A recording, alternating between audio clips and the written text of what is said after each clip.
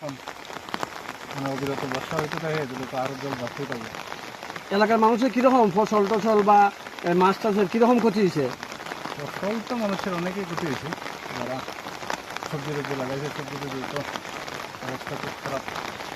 পুকুর অনেক ডুবে গেছে, কারণ কালকে রাত্রে থেকে এই রাস্তার উপরেই রাত্রে 1:30 থেকে কি কারণ?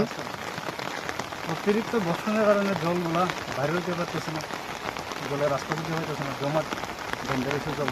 আচ্ছা, আগে তো এরকম আসিল না, যে আগে তো এই রাস্তা এরকম জল যেত না, এখন কেন যায়? কিছু কিছু কারণ আছে, যেমন অনেক মানুষ মাটি টাটি ফেলায় আর ঘর বাড়ি রাস্তার কিনারে বাঁধানোর কারণে খালবা টালবার বন্ধ হয়ে গেছে। অনেক ছড়াও যেমন তার গভীরতা হারাই গেছে, ছড়ার জলগুলা নদীর জলগুলা মানে অতিরিক্ত বর্ষণের কারণে জলটা উল্টা আরও গ্রামের দিকে আইতেছে। যেমন এই জলটা জল ছড়ার জল খুললে আরও এদিকে রাস্তার দিকে আইতেছে।